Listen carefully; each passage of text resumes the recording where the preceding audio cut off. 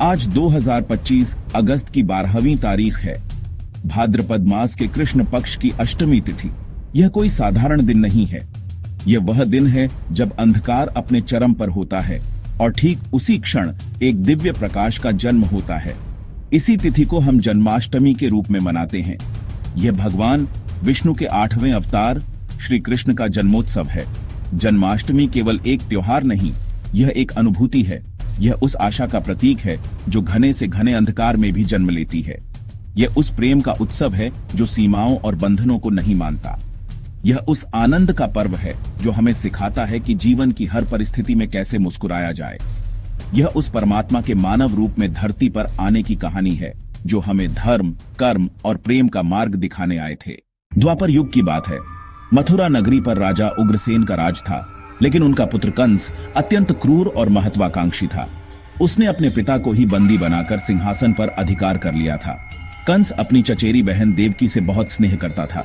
उसने देवकी का विवाह यदुवंशी सरदार वासुदेव से बड़े धूमधाम से करवाया। जब वह अपनी बहन को विदा कर रहा था, तभी एक आकाशवाणी हुई, हे कंस, जिस बहन को तू इतने प्रेम से विदा कर रहा है, उसी की 8वीं संतान तेरी मृत्यु का कारण बनेगी। यह सुनते ही कंस का प्रेम भय में बदल गया।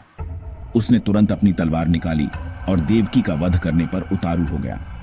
वासुदेव ने उसे रोकते हुए वचन दिया कि वे अपनी हर संतान को जन्म लेते ही उसे सौंप देंगे। कंस ने वासुदेव और देवकी को मथुरा के एक अंधकारमय कारागार में डाल दिया। आखिरकार वह घड़ी आ ही गई। भाद्रपद मास की कृष्ण पक्ष की अष्टमी तिथि, रोहिणी नक्षत्र और घनघोर वर्षा वाली मध्य रात्रि। देवकी को प्रसव पीड़ा हुई और उन्होंने अपनी 8वीं संतान को जन्म दिया। लेकिन यह कोई साधारण बालक नहीं था। जन्म लेते ही कारागार दिव्य प्रकाश से जगमगा उठा। बालक के 4 हाथ थे, जिनमें शंख, चक्र, गदा और पद्म थे। जैसे ही वासुदेव ने बालक को टोकरी में उठाया, कारागार के ताले अपने आप खुल गए। पहरेदार गहरी नींद में सो गए और यमुना नदी ने भी उन्हें रास्ता दे दिया। जन्माष्टमी का पर्व केवल बाहरी उत्सव का नाम नहीं है, यह आंतरिक शुद्धि और साधना का भी अवसर है।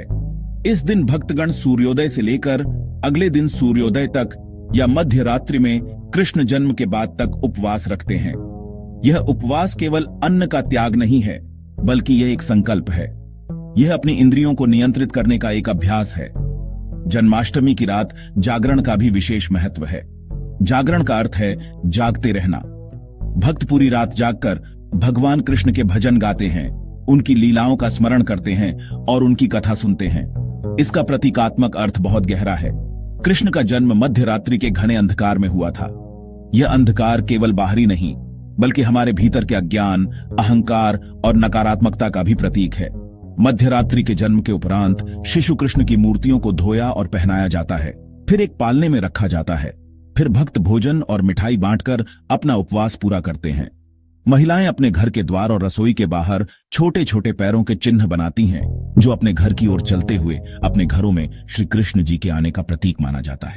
जन्माष्टमी का उत्सव कीर्तन के बिना अधूरा है। कीर्तन का अर्थ है ईश्वर के नाम का गुणगान करना। इस दिन मंदिरों और घरों में भक्तजन ढोलक, मंजीरे, हारमोनियम और झांझ की संगत पर कृष्ण के भजन गाते हैं। हरे कृष्ण कृष्ण कृष्ण हरे हरे का महामंत्र वातावरण में गूंज उठता है। यह संगीत केवल मनोरंजन नहीं है, यह भक्ति की एक शक्तिशाली अभिव्यक्ति है। कीर्तन में नाचते गाते भक्त सब कुछ भूलकर केवल कृष्ण प्रेम में लीन हो जाते हैं। यह एक ऐसा अनुभव है जहां भक्त और भगवान के बीच की दूरी मिट जाती है। जन्माष्टमी का एक और मनमोहक पहलू है रासलीला। रासलीला भगवान कृष्ण और गोपियों के दिव्य प्रेम नृत्य का मंचन है। यह वृंदावन की उन शरद पूर्णिमा की रातों की याद दिलाता है, जब कृष्ण अपनी बांसुरी की धुन से गोपियों को बुलाते थे और उनके साथ यमुना किनारे नृत्य करते थे। रासलीला कोई साधारण नृत्य नहीं है, यह जीवात्मा और परमात्मा के मिलन का प्रतीक है। इसमें कृष्ण परमात्मा है और गोपियां जीवात्माएं हैं, जो सांसारिक बंधनों को तोड़कर केवल अपने प्रभु से मिलने के लिए व्याकुल हैं। जन्माष्टमी के उत्सव का सबसे रोमांचक और ऊर्जा से भरा हिस्सा है दही हांडी का आयोजन। यह परंपरा भगवान कृष्ण की बाल लीलाओं से प्रेरित है, खासकर उनके माखन चोरी के प्रसंग से। बचपन में कान्हा अपने सखाओं के साथ मिलकर पूरे गोकुल में माखन चुराया करते थे। गोपियां अपने माखन के बर्तनों को ऊंचाई पर टांग देती थीं ताकि नटखट कान्हा उस तक न पहुंच सकें। लेकिन कान्हा भी कम चतुर नहीं थे। वे अपने दोस्तों के साथ मिलकर एक मानव पिरामिड बनाते थे, एक दूसरे के कंधों पर चढ़कर ऊपर तक पहुंचते थे और मटकी फोड़कर माखन खा जाते थे। दही हांडी का खेल इसी लीला का एक आधुनिक और संगठित रूप है। इसमें मिट्टी की एक हांडी में दही, मक्खन, मिठाई और फल भरकर उसे रस्सी के सहारे काफी ऊंचाई पर लटका दिया जाता है। फिर युवाओं की टोलियां, जिन्हें गोविंदा कहा जाता है, इस हांडी को फोड़ने का प्रयास करती हैं। वे एक दूसरे के ऊपर चढ़कर एक बहुस्तरीय मानव पिरामिड बनाते हैं। यह दृश्य देखने में जितना रोमांचक लगता है, उतना ही चुनौतीपूर्ण होता है। इसमें शारीरिक शक्ति, संतुलन, साहस और सबसे बढ़कर टीम वर्क की आवश्यकता होती है। भारत एक विविधतापूर्ण देश है और यह विविधता जन्माष्टमी के उत्सव में भी स्पष्ट रूप से दिखाई देती है। उत्तर भारत में, विशेषकर कृष्ण की जन्मभूमि मथुरा और लीला भूमि वृंदावन में, जन्माष्टमी का उत्सव कई दिन पहले ही शुरू हो जाता है। मंदिर फूलों और रोशनी से सजाए जाते हैं।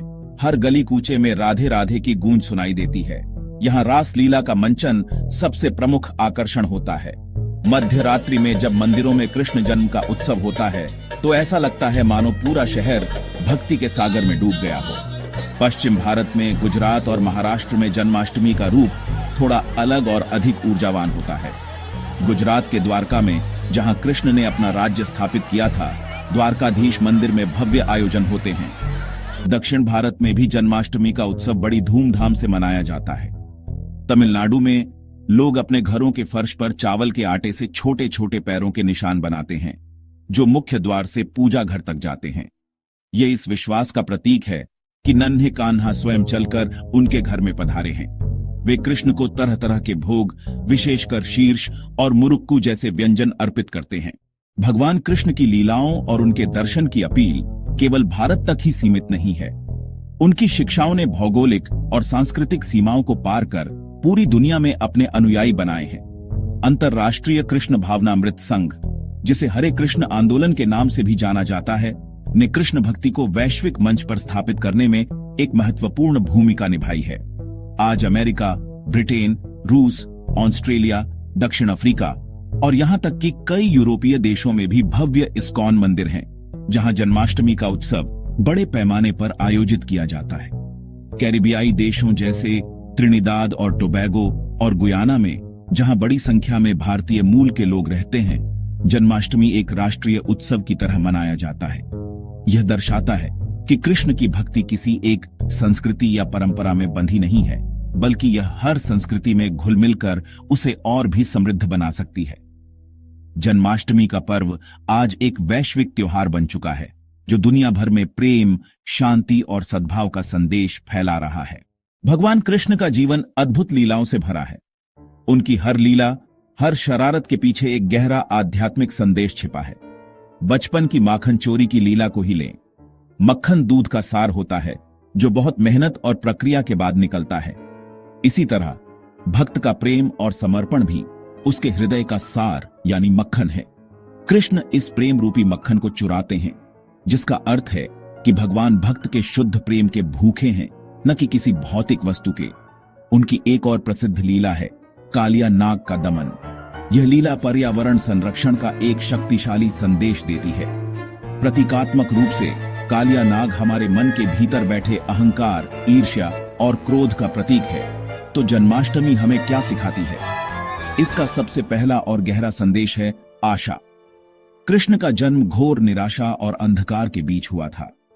यह हमें बताता है कि परिस्थितियां कितनी भी विकट क्यों न हो, उम्मीद की एक किरण हमेशा मौजूद रहती है। दूसरा महत्वपूर्ण संदेश है निष्काम कर्म का। कृष्ण का पूरा जीवन कर्म का एक उत्कृष्ट उदाहरण है। जन्माष्टमी हमें प्रेरणा देती है कि हम भी अपने कर्तव्यों का पालन पूरी ईमानदारी से करें, लेकिन परिणाम की चिंता में न घुलें।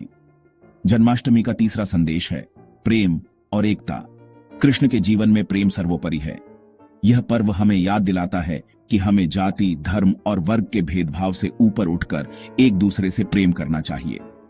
अंततः जन्माष्टमी हमें जीवन को एक उत्सव की तरह जीने का संदेश देती है।